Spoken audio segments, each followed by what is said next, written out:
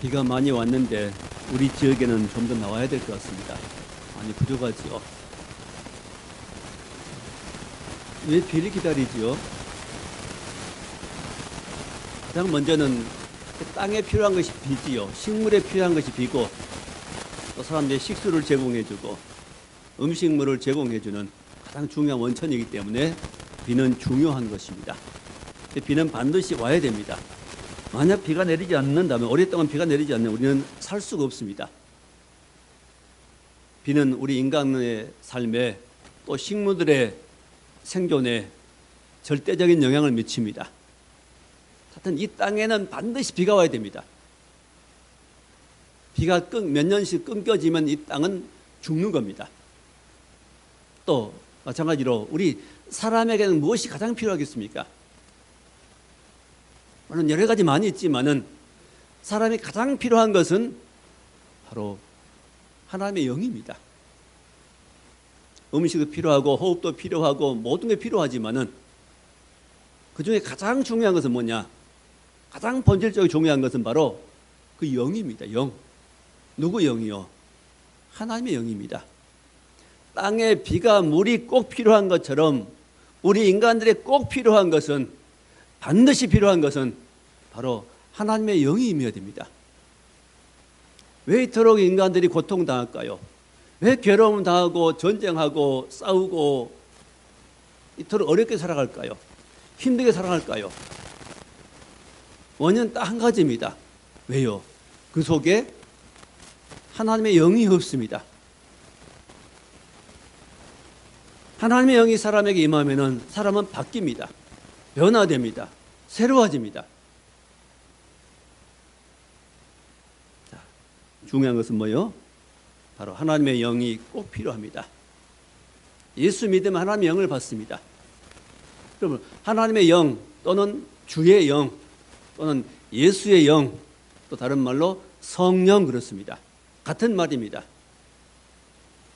하여튼 세상에는 악한 영도 있지만은 이런 하나님의 영이 있습니다. 악한 영을 받으면은 그건 악한 사람이 되고, 악한 영이 그 사람을 사로잡아 버리면 그건 뭐가 돼요? 점쟁이가 되기도 합니다. 그 신내림 굿을 그래서 안 받으려고 그러죠. 신내림 그걸 안 받기 위해서 도망가고 아무리 해도 뿌리칠 힘이 없기 때문에 어쩔 수 없이 신내림 받고 점쟁이가 되는 겁니다. 신이 임하니까 그런 일을 하는 겁니다. 그런 신이 임하니까 그런 일을 하는 겁니다. 하나님의 신이 임하면 어떻게 될까요? 거룩해지고 아름다워집니다. 참 아름다운 인생이 되는 겁니다. 인생이 피어지는 겁니다. 꽃이 피듯이 아름답게 피어난 겁니다. 그래서 오늘 여기도 하나님의 영이라는 말씀을 하는 겁니다. 3절 10절에 하나님의 영으로 샀다. 그 영으로 나는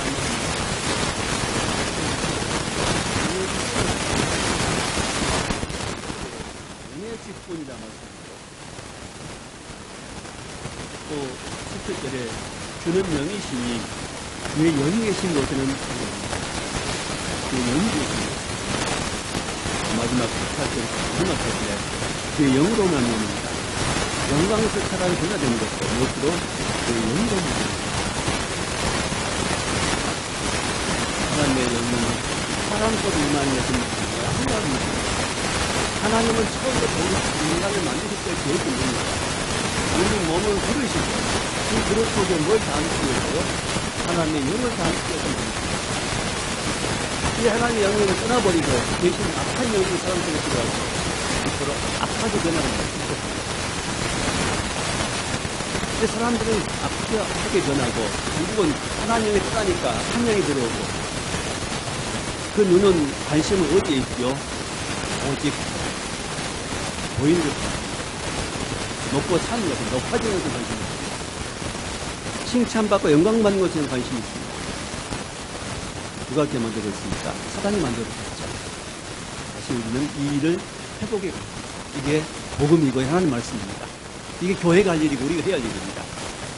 우리는 반드시 이것을 해야 됩니다. 반드시 회복이 되어야 됩니다. 회복된 사람만 천국 들어가고, 이게 뭔지 모르는 사람은 지옥 가는 겁니다. 아무리 교회 다닐지라도 이 사실을 모르는 사람은 지옥 갈 수밖에 없습니다.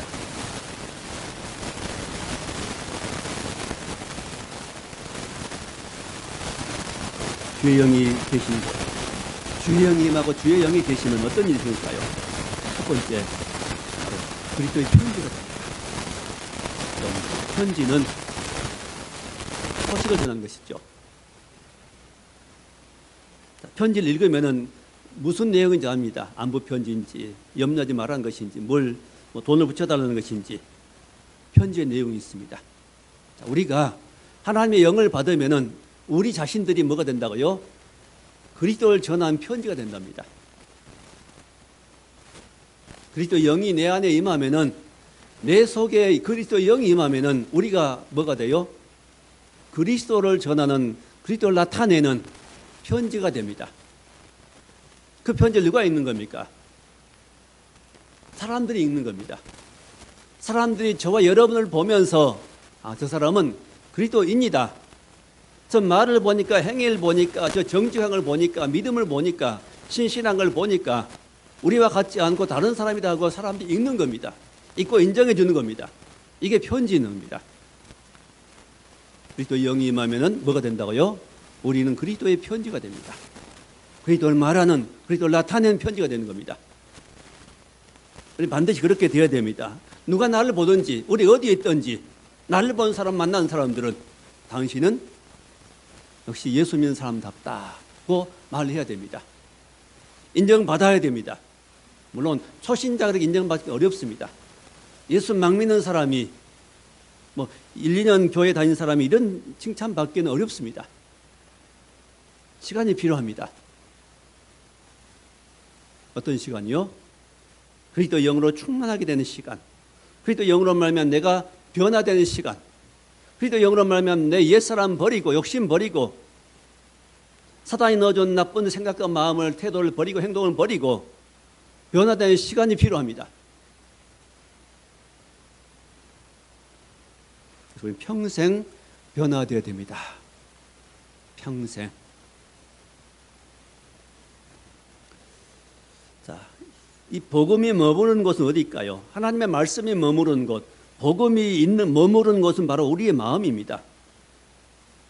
그래서 마음에 복음이 머무르고 하나님 말씀이 영이 머무르므로 우리가 그 영으로 말미암아 변화가 됩니다. 마음이 따뜻해지고 온유해지고 마음이 평안해지고.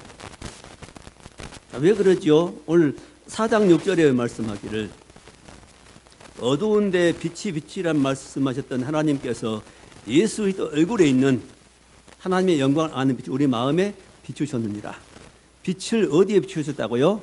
우리 마음에, 저와 여러분의 마음에 빛이 비치는데 그 빛은 하나님의 빛이고 바로 영광의 빛입니다. 영광스러운 빛이 누구를 아는 영광의 빛이라고요? 예수 그리스도 안에 있는, 그리스도를 아는 영광의 빛입니다.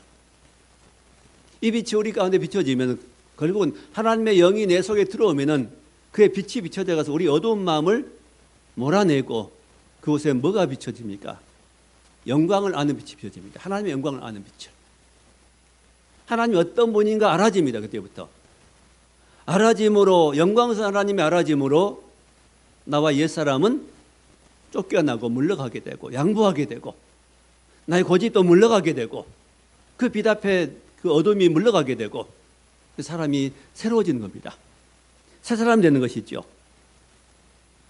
그래서 7절에 4장 7절 우리가 이 보배를 질그릇에 가졌으니 이 보배는 하나님의 영이고 바로 예수 그리스도십니다.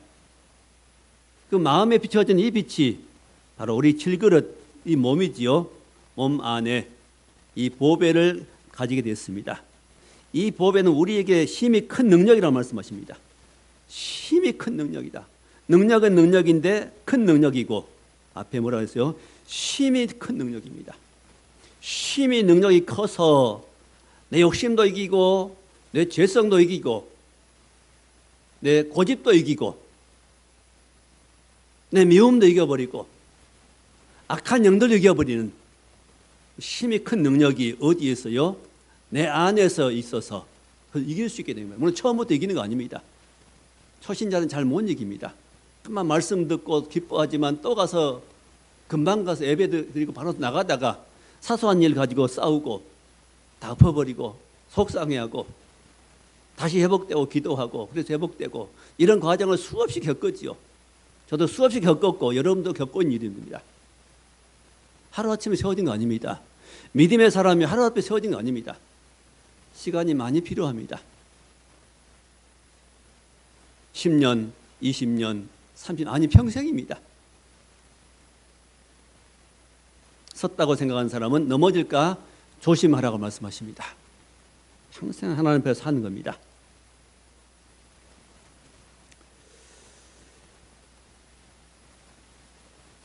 또 10절 우리가 항상 예수의 죽음을 몸에 짊어지면 예수의 생명이 또 우리 몸에 나타나게 하렵니다. 예수의 죽음을 몸에 짊어진다. 예수의 십자가를 짊어집니다. 그것은 왜 그렇게 해요? 예수의 생명이 우리 죽을 몸에 나타나게 하렵니다.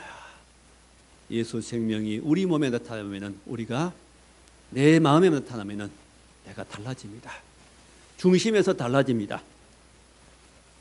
그래서 내 안에 하나님 영이 들어오시면은 이제 내가 속에서부터 변화돼 가지고 그 변화된 마음과 말과 행동이 밖으로 드러나게 되고 그것이 성도들에게 그렇게 보여지고 가족들에게 보여지고 또한 세상에 있는 불신 사람들에게도 보여지는 겁니다. 이것이 편지라고 말씀합니다. 그래서 예수를 믿으면은 그 속에 하나님의 영이 임하심으로 드디어 우리가 성도가 되는 겁니다. 거룩한 무리가 되는 겁니다. 그런 성도가 모이는 것이 바로 교회입니다. 그런 모임이 교회입니다. 건물이 교회가 아니고 그런 성도의 예수의 영을 받은 성도들의 모임이 교회입니다. 교회는 예배당입니다.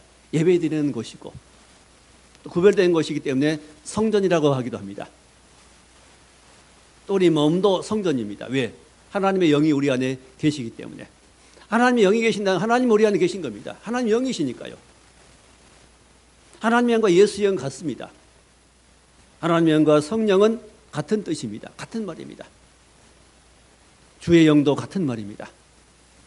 그 영이 악한 영이 아닌 하나님의 거룩한 영이 우리 안에 들어오심을 우리는 그때부터 변화가 되기 시작합니다. 그리스도 영이 없는 사람은 그리스도인이 아닙니다. 반드시 예수 믿는 성도들은 사람들은 반드시 그리스도 영을 내 안에 모시고 평생 살아야 됩니다. 그게 그리스도인입니다. 두 번째, 주의 영이 계시면은 우리가 살아나게 됩니다. 6절 말씀. 그가 또한 우리를 새 언약의 일꾼 되기에 만족하게 하였으니 율법 조문으로 하지 아니하고 오직 영으로 함이니 율법 조문은 죽이는 것이요 영은 살리는 것이라. 영은 살리는 것입니다. 누구 영은? 하나님의 영은, 주의 영은, 성령은 내 안에 들어오시면 우리를 어떻게 해요? 살리는 것이라. 죽은 우리 영혼을 살리고 또 우리 침체한 마음을 삐뚤어진 마음을 살리고 삐뚤어진 마음을 살리고 무너진 가정을 살리고 이 땅을 살리는 겁니다. 모든 삶의 가장 기본은 바로 주의 영이 임해야 삽니다. 반면에 6절 끝부분 그 위에 밑에 두 번째 줄에 율법 조문은 죽이는 것이요. 율법 조문은 죽이는 것이다. 성경에 율법이 있습니다. 모세 어경의 율법이지요. 창세기, 출애굽기, 레위기, 민수기, 신명기 이 5권의 책을 율법서라 그럽니다. 거기에는 하나님께서 모세를 통해 주신 법이 있습니다. 그 법은 크게 하라 또 하지 말라는 말씀입니다. 하라는 것을 하지 않으면 죄가 되고 하지 말라는 것을 하면 그게 죄가 됩니다. 율법의 가장 중요한 것은 10계명입니다. 10가지 계명. 그걸 두 돌판에 기록해서 주셨습니다. 하나님께서 직접 모세를 통해서 직접 기록해 주시고 모세가 하나님으로부터 그 돌판을 받아옵니다. 돌판은 모세가 깎아서 가져갔죠. 산 위로 가져가서 시내산에서 하나님께서 써주신 직접 돌판에 기록해 주신 그것을 받아가지고 내려왔습니다. 그 십계명을 비롯해서 613가지의 법이 있습니다. 그게 율법입니다. 그게 율법 조문이지요. 그 율법은 돌에 기록한 것이 있고 종이에 기록하고, 그게 그 당시엔 종이가 없었기 때문에 양피지라고 양가죽을 벗겨서 말려서 그걸 종이 삼아서 거기 기록했습니다. 양피지. 또 파피루스라는 그런 갈대를 얇게 깎아서 이렇게 종이 모양으로 겹쳐서 만들어서 종이 대용을 사용했습니다. 이런 것에 기록했습니다. 멋으로, 먹으로. 자, 율법 조문은 돌에 기록하든지 종이에 기록하든지 무엇에 기록한 것입니다. 칼로 기록하기도 하고 먹으로 기록하기도 하고. 율법은 왜 주신 겁니까? 율법의 역할은 두 가지입니다.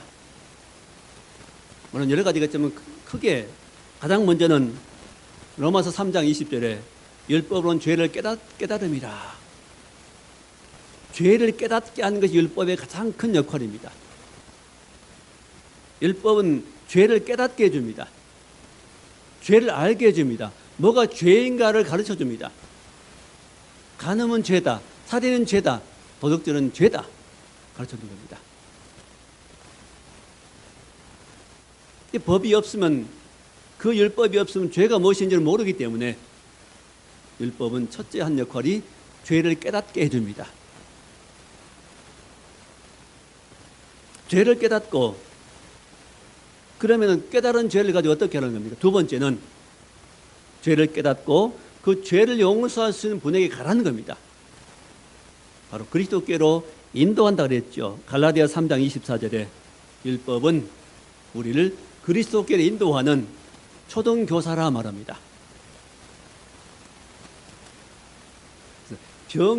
몸이 이상하면은 어디로 가죠? 병원을 찾아갑니다.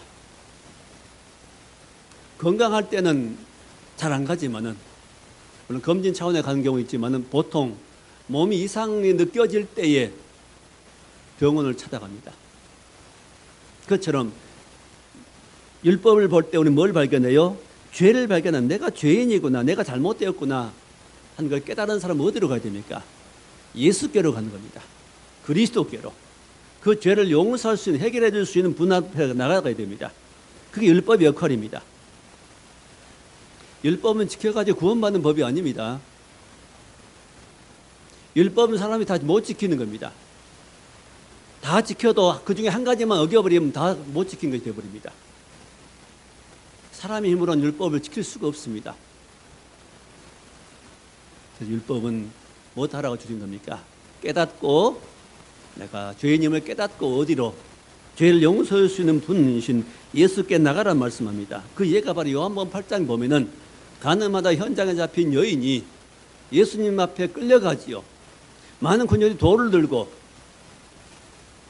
그 여인을 끌고 예수님 앞에 갑니다. 이 여인이 가늠의 현장에 잡혔습니다. 선생은 어떻게 하랍니까? 물어봅니다. 율법 보면은 가늠한 사람은 돌에 쳐 죽이라고 되어 있습니다. 그 여인은 지금 돌에 맞아 죽을 운명 앞에 놓여 있습니다.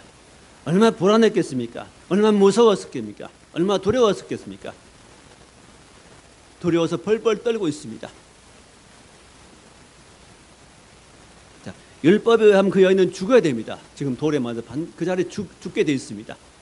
이게 율법입니다. 예수께서 말씀하십니다. 누구든지 죄 없는 자는 먼저 돌 들어서 여인을 치라고 말합니다. 너희 중에 죄가 없는 사람은 돌로 치라. 놀라운 말씀입니다. 그 말씀이 사람들 속에 아주 능력 있게 역사합니다. 선포가 됩니다. 감히 돌을 들어서 칠 수가 없습니다. 자기 죄가 보입니다. 자기 똑같은 사람들이거든요. 그 여인과 자기가 다름이 없다는 걸 발견하게 됩니다. 이게 주의 말씀입니다.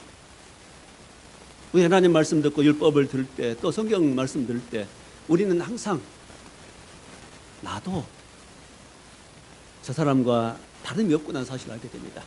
우리가 많은 뉴스를 듣죠. 어떤 소식을 들읍니다. 사고 소식들, 나쁜 소식들, 죄를 저지르는 소식들, 뉴스를 듣습니다. 사람들 보통 욕을 합니다. 저런 사람 죽여야 돼. 저는 그런 느낌이 안 듭니다. 나도 저 사람과 별다름 없다. 나도 저 사람과 크게 다른 점 없다. 비슷하다는 겁니다. 그걸 느낍니다. 감히 그런 말을 못 합니다. 죽여야 된다 그런 말을 못 합니다. 나도 비슷하니까요. 그는 그 행동을 했을 뿐이고 나는 안 했을 뿐입니다. 별 차이 없습니다. 사람들 깨끗하게 보여도 별 차이 없습니다. 사람들은. 왜요? 아담의 후손이기 때문에. 예수 믿고 이제 변화되니까, 하나님의 성령이 내 마음을 주관해 주니까 그 일을 못하게 되는 것이죠. 그런 죄를 못 짓게 되는 거죠. 왜? 성령이 막아버리시니까. 그런 행동을 못하게 합니다. 그런 말을 못하게 합니다. 마음속에조차 그런 죄가 하나도 없는 거 아니죠. 육신은 육신이고 몸은 몸입니다. 그렇지만 그 일을 행하지 않는 것은 무엇 때문이죠? 하나님이 계시기 때문에, 하나님 영이 그 일을 못하게 막아버리십니다. 절제하게 해주십니다. 큰 욕심된 행동을 못하게 해주십니다. 막아주시기 때문에, 그걸 제재해 주시기 때문에 내가 못한 거죠. 하나님 은혜입니다. 내가 예수 안 믿었던 나도 그런 일을 할 수 있습니다. 했을 사람이 있죠.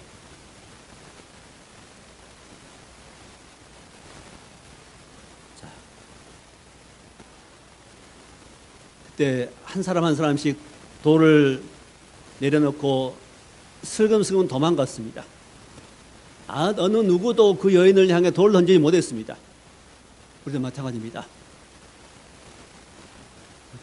죄인을 보고 죄를 행한 걸 보고 우리도 사람을 향해 돌을 던질 수 없습니다.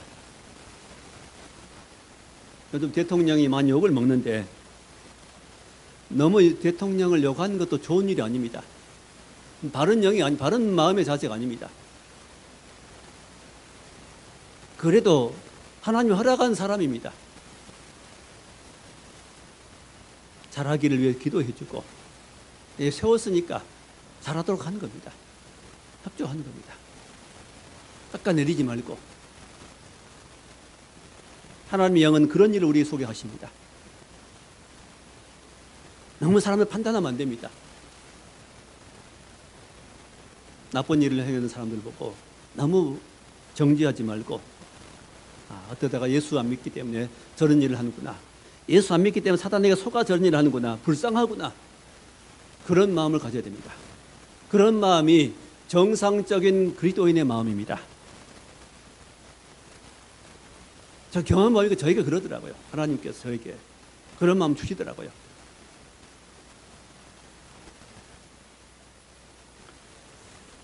자, 다 도망가고 여인과 주님과 남아서 주님 말씀하십니다. 너를 정죄한 자가 있느냐? 여인이 아무도 없습니다. 나도 너를 정죄하지 않는다. 예수님도 너를 정죄하지 않는다고 말씀합니다. 누가 정죄했을까요? 이미 사람들이 몰려와서 군중들이 그 여인 정죄했지요. 이미 여인 정죄 받아버렸습니다. 정죄가 뭐지요? 죄를 죄로 정해주는 것이죠. 여인은 끌려올 때 이미 난 죽었구나 하고 왔습니다. 자신은 죽었다고 생각하고 왔습니다. 두려워하면 죽었다고 생각한 그 마음이 바로 정죄의 마음이죠. 정죄 받아버렸습니다. 주님 다시 정죄 안 하십니다. 넌 죽어 이렇게 말 안 했습니다. 말할 필요가 없지요. 예수님 나도 너를 정죄하지 않는다. 예수님 우리를 정죄하지 않으십니다. 뭐가 우리를 정죄할까요? 양심이 정죄하고 이 율법 하나님 말씀 우리를 정죄하지요. 잘못되면은 내가 잘못된 행동을 하면은 내 속에서 양심이 나를 가만 안 두죠. 그게 하나님의 영입니다. 예를 들어서 누구와 싸웠습니다. 말다툼했습니다. 그러고 나면은 성질 나서 그랬는데 내가 옳다고 생각해 그랬는데 그러고 나면은 마음이 안 편합니다. 왜 안 편할까요? 하나님의 영이 속에서 하나님이 안 기뻐하십니다. 답답해하십니다. 슬퍼하십니다. 내가 못 견디기 때문에 할 수 없이 그에게 사과하는 거죠. 왜 그래요? 하나님의 영이 계심으로 그렇습니다. 하나님의 영이 계신 사람은 그렇게 사는 겁니다. 실수해도 용서를 받고, 실수해도 잘못해도 하나님 앞에 나가서 사람 앞에도 그렇게 하고 화해하고, 하나님 앞에 나가서도 하나님 잘못했습니다, 용서해 주옵소서, 이러면서 회복이 되어가는 겁니다. 이러면 사람이 바뀌어가는 거죠. 요한복음 6장에도 살리는 것은 영이니 육은 무익하니라. 살리는 것은 영이다. 우리를 살려주는 건 뭐라고요? 영입니다. 저와 여러분을 살리는 것은 영입니다. 육은 무익하니라. 살리는데 육은 무익하다. 육은 도움이 안 된다. 도움이 안 된다. 저 여러분을 진짜 살게 하는 하나님의 영입니다. 내가 너희에게 이런 말은 영이요 생명이라. 하나님의 영이 내게 임하면 내 영이 살아나고 내 마음도 새로워지고 말도 새로워지고 행동도 새로워지고, 그러면서 우리가 새 사람이 되어 회복이 됩니다. 하나님의 영이 우리 속에 들어오는 건 얼마나 중요한 일이죠. 하나님의 영이 내 속에 들어오면 내 영과 부딪힘으로 내 영이 죽은 영이 살아나고 모든 시각이 목표가 달라지고 변화됩니다. 땅만 바라봤던 우리가, 땅의 것만 보이는 것만 바라봤던 우리가 이제는 뭘 바라보게 돼요? 주님 바라보게 되고 저 천국을 바라보게 됩니다. 천국을 소망 삼게 됩니다. 천국이 있다는 것이 믿어집니다. 땅에서 좀 잘 못 살아도 부족해도 천국엔 너무 귀한 것이 있기 때문에 충분히 모든 것을 이해할 수 있게 되고 포기할 수 있게 되고, 감안하면은 천국에 있는 것과 비교하면은 비교 안 되기 때문에 우리는 땅에 없는 것들, 부족한 것들이 문제가 되지 않는 겁니다. 불편하지만 큰 문제가 되지 않습니다. 그것 때문에 괴로워하지 않습니다.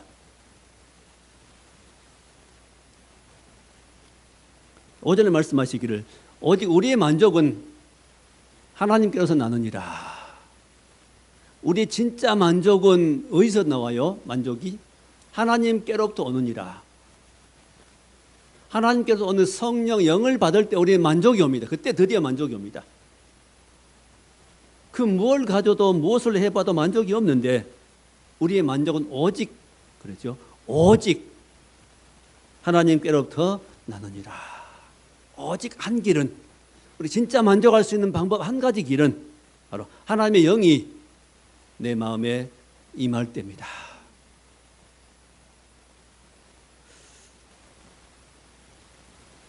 마지막 세 번째입니다.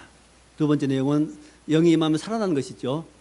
첫 번째, 하나님의 영이 임하면 우리가 그리스도의 편지가 되어서 아름다운 삶을 보이게 되고, 두 번째는 우리가 살아나게 되고, 하나님의 영이 임하면 세 번째로 자유를 얻게 됩니다. 자유가 있습니다. 17절 말씀, 주의 영이 계시니 주의 영이 계신 곳에는 자유가 있느니라. 주님의 영이 계신 곳에는 자유가 있느니라. 주님의 영은 어디에 계셔야 될까요? 저와 여러분의 마음속에 계셔야 됩니다. 사람에게 가장 중요한 것은 우리의 마음, 심장입니다. 심장. 마음에서 모든 것이 이루어집니다. 좋은 것이 마음에서부터 나오는 겁니다. 자, 주의 영이 계신 곳엔 자유가 있느니라. 보통 자유라고 하면은 매이지 않는 것, 간섭받지 않는 것, 내 마음대로 내가 그냥 계획하는 것 다 되는 것, 이루어지는 것, 이걸 자유라고 생각합니다. 요즘 젊은이들은 뭐 결혼도 속박이고 아이 낳는 것도 속박이고 나를 속박하는 것이고 내 자유를 침해하는 것이고, 뭐 시댁을 갖고 뭐 시댁이 생기고 또 뭐 친정이 이제 시댁이 생기고 이런 인간관계, 또 다른 인간관계 맺는 것도 자유다, 속박이다 생각하는 겁니다. 자유가 없다. 이런 자유를 포기하기 싫다고 생각합니다. 그렇게 하면 자유가 올 것처럼 생각합니다. 아닙니다. 그래서 자기 하고 싶은 것을 하는 것, 자기 목표한 이루어가는 것을 자유라고 생각합니다. 아닙니다. 그것은 사망의 길입니다. 그래서 생명길이 아닙니다. 자유는 외부의 어떤 환경, 조건 때문에 자유가 오는 거 아닙니다. 자유는 어디 시작될까요? 마음에 시작됩니다. 저희 여러분, 마음 속에서 자유가 시작이 되는 겁니다. 마음 속에 주님의 영이 임하면은 그때부터 자유가 시작이 됩니다. 자유로운 사람이 됩니다. 왜 그럴까요? 주의 영이 임하면은 내 마음이 임하면 내 마음을 다스려주고 나의 고집을 버리게 됩니다. 내 욕심을 버리게 됩니다. 자존심을 버리게 되고 주의 영이 임하면 염려 걱정이 내게 사라져가고 주의 영이 내게 임하면은 전에 싸우던 사람이 이제는 싸움을 멈추게 되고 그 불안해하는 사람이 불안이 물러가고 평안이 마음에 오고 마음에 감사하고 오고 이게 바뀌게 됩니다. 그러면서 내 마음속에 뭐가 와요? 자유가 주어진 겁니다. 문제가 있어도 자유해지고 내가 어떨 때는 조금 욕을 먹어도 그냥 그것에 더 자유가 되는 겁니다. 그때 뉴스 보니까 뭐 국내선 1시간 비행기 타는데 뭐 돌짜리 아이가 비행기에서 운다고 그 옆에 앉았던 남자가 그냥 화를 내고 난동 부린 사건이 뉴스에 있었습니다. 그 자유로우려고 여행 갔다가 쉬려고 여행 가면서 가장 그 사람 문제는 뭐죠? 마음에서 뭘 못 받아요? 그 아이의 행동을 못 받는 겁니다. 그 어린 나이 울 수 있으면 답답하니까 울 수 있습니다. 엄마 아빠가 달리려고 해도 못 달립니다. 어떤 일은 안 되지요. 그럼 그 이해해야죠. 왜? 아이니까. 그걸 마음에 받을 수 없습니다. 마음이 좁아서. 그 마음에 폭발해버린 거죠. 이런 사람 모든 사건이 그렇게 돼야 합니다. 사건은. 자유가 없습니다. 항상 싸웁니다. 분쟁합니다. 남이 잘못됐다고 생각하는 겁니다. 뭐가 잘못된 겁니까? 어디에 잘못된 겁니까? 내 마음에 잘못된 겁니다.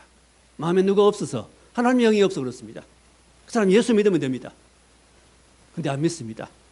왜 안 믿을까요? 자기 생각이 옳으니까요.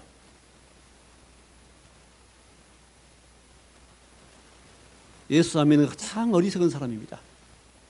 예수 안 믿고도 인간이 행복한 인생을 살다고 인생을 계획하는 사람들은 참 어리석은 사람입니다. 가장 불쌍한 사람들입니다. 예수 없이 자유를 누리겠다고 생각하는 사람은 가장 어리석은 사람입니다. 참된 자유는 그리스도 안에 있습니다. 하나님의 영이 내게 임하면 그때부터 어떤 사건이 이해가 되고 사람이 이해가 됩니다. 마음이 넓어집니다. 불안 염려가 떠나고 아니면 평안해집니다. 대립을 멈추게 되고 오히려 사람을 섬기게 됩니다. 힘들고 괴로워한 사람은 섬기고 싶어진 마음이 속에서도 옵니다. 나옵니다. 이게 우리 마음이 아니지요. 그 일 누가 하시죠? 하나님께서 우리 속에서 하시는 겁니다. 그래서 우리 감정과 우리 잘못된 옛사랑과 판단과 염려를 버릴 수 있게 되고 그래서 마음에 평안이 임해서 하나님을 의지하게 되고 사람들을 존중하게 되고 사랑할 수 있는 사람 그런 사람은 바뀌게 됩니다. 이렇게 되면 모든 많은 일에서 매이지 않게 됩니다. 문제를 삼지 않게 됩니다. 문제가 없어져 버립니다. 전에 문제가 되었는데 그러니까 그 난동을 부리는 남자에게는 그게 문제가 되었는데 대부분 어른들에게는 그게 문제가 안 됐지요. 특히 아이를 길러본 엄마나 아빠 또 할아버지 할머니들에게 있어서는 오히려 안쓰러웠을 것입니다. 저 엄마가 얼마나 힘들까 하는 마음.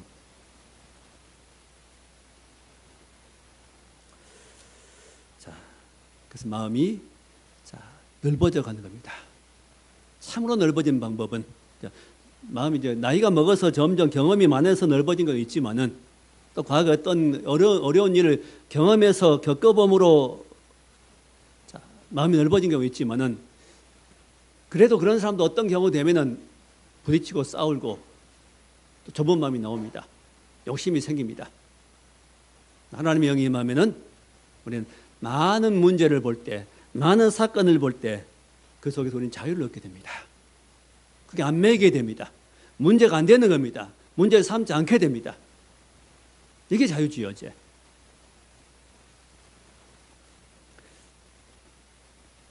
사람을 용납하게 되고 품게 되는 겁니다.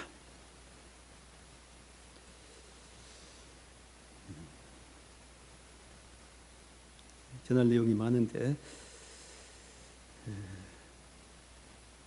한 가지 부분만 저는 더 말씀드립니다. 7절 말씀에 돌에 써서 새긴 죽게 하는 율법의 조문도 직분도 영광이 있어. 돌에 새겨 죽게 한 율법의 조문, 이 10계명을 말합니다. 10계명은 그 돌에 써서 하나님께 주셨지요. 그걸 누가 받았어요? 모세가 받아서 모세가 선포합니다. 자, 율법 조문의 직분, 이것을 율법을 받고 선포하는 전하고 가르치는 일을 모세가 담당했습니다. 그 직분도 영광이 있다. 영광스러운 직분입니다. 그 일을 율법을 받고 선포했던 모세의 직분도 영광스럽단 말합니다.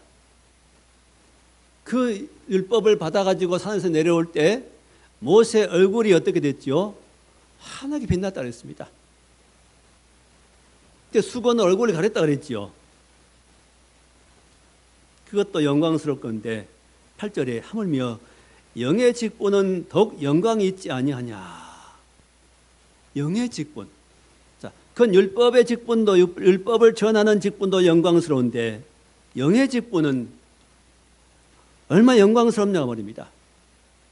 영의 직분 뭐지요? 하나님의 영을 전하는 직분입니다. 하나님의 성령을 복음을 전하는 직분이 얼마나 영광스러운가. 복음을 받고 복음을 전하고 복음 안에서 사는 직분이 얼마나 영광스러운가 말입니다.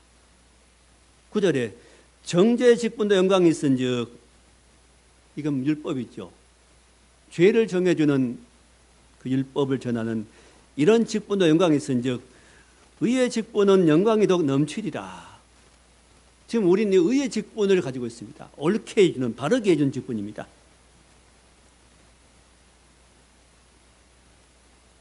또 14절에 그러나 그들의 마음이 완고하여 오늘까지도 구약 읽을 때 그 수건이 벗어지지 아니하고 있으니, 자, 구약 성경 읽을 때 수건이 벗겨지지 않아서 그 무슨 뜻인지 모른다는 겁니다. 많은 사람들이. 지금도 마찬가지입니다. 구약의 법만 전한, 법만 깨닫고 아는 사람이 있습니다. 구약의 내용만 그냥 줄줄 알고 외우고 가르치고 그런다는 것이죠. 왜 그래요? 수건이 가렸어. 그러나 그 수건은 그리스도 안에서 없어질 것이라. 그리스도를 만나면은, 그리스도 영을 내가 내 속에 받으면은 이 수건은 벗겨지고 그래서 다 깨닫게 된다는 겁니다. 16절에 그러나 언제든지 주께로 돌아가면 그 수건이 벗어지리라. 주께로 돌아가면은 우리 마음을 덮었던, 깨닫지 못하게 했던 그 무엇들이 다 벗겨진다는 겁니다. 자, 가장 중요한 건 뭘까요? 오늘 말씀 핵심이 하나님의 영을 내 속에 받아야 되고, 또 한 번만 받는 거 아니라 계속해서 그 영을 우리가 모시고 그 영을 부르고 주의 하여튼 그 영이 우리에게 임하려면은 우리 안에 성령이 항상 우리 안에 계십니다. 계시기는. 계셔도 계시는 것과 속에서 영이 막 활동하는 건 다릅니다. 그 영이 우리 속에서 활동하고 움직이고 활발하게 일하시려면 어떻게 해야 될까요? 기도하고 찬송하고 영적인 활동을 해야 될 것이며, 또 언제 영이 활동하냐면은 내가 죄를 짓고 잘못을 행하고 하나님 앞에 마음이 아프고 쓰라린 마음 가지고 하나님 앞에 잘못을 고백하고 죄를 고백하고 예수 필요 용서해 주옵소서, 바로 살 수 있게 해 주옵소서 하고 기도하고 하나님 바라보면은 이게 정죄지요. 이제 마음이 정죄가 되었을 때 그 정죄한 마음 가지고 주께 나가서 하나님 잘못되었습니다 하고 누굴 정죄한 것 용서해 주시고 누굴 판단한 용서해 주시고 싸웠던 것 용서해 주시고 욕심부렸던 용서해 주시고 이렇게 용서해 달라고 이 정죄를 받아가지고 주 앞에 나가서 기도하고 마음을 내려놓을 때 그때 하나님의 영이 저 여러분 속에서 역사하신 겁니다.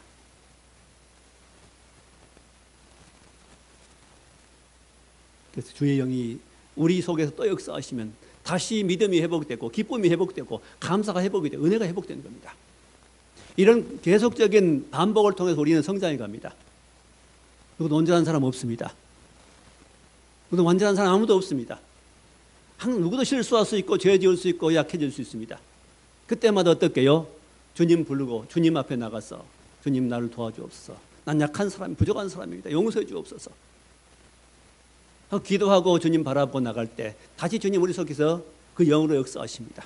다시 우리를 세워주십니다. 충만케 하십니다. 뜨겁게 하십니다. 다시 회복시켜 주십니다. 이 주님 어디 계신다고요? 저 여러분 속에 이미 계시고 하나님의 영이 우리 속에 임할 때만 우리는 다시 살아납니다. 하나님의 영이 없이 내가 내 마음대로 내 고집대로 어떤 일을 처리하고 나갔을 때는 다시 우리는 넘어집니다. 다시 실패합니다. 힘을 잃어버립니다. 영적인 힘을. 그리고 괴로워집니다. 하나님의 영이 임하면은 하늘에서 비가 내리면 다시 모든 식물이 소생한 것처럼 힘을 얻은 것처럼 우리에게 문제는 뭐지요? 하나님의 영이 임하면은 우리는 다시 살아납니다. 힘을 얻습니다. 용기를 얻고 담대함을 얻습니다. 오직 하나님의 성령이 저 여러분 속에서 활발히 운행하시도록 우리 늘 주께 마음을 드리고 생각을 드리고 기도하고 나감으로 찬송과 예배하고 나감으로 회개하고 나감으로 하나님의 성령을 충만해서 그 영으로 승리하는 저 여러분 삶이 될 수 있기를 주의 이름으로 축원합니다. 기도하겠습니다. 하나님 감사합니다. 하나님의 영이 없이 우리 죽은 자 같은데 그 영이 우리에게 임하고 그 영이 역사할 때 우리는 사는 줄 믿습니다. 그 영으로 말하면 우리가 그리스도의 편지가 되고 살아나게 되고 참 자유를 얻게 된 줄 믿습니다. 하나님의 영으로 성령으로 충만한 믿음의 삶을 살아갈 수 있도록 인도해 주옵소서. 예수님 이름으로 기도하옵나이다. 아멘.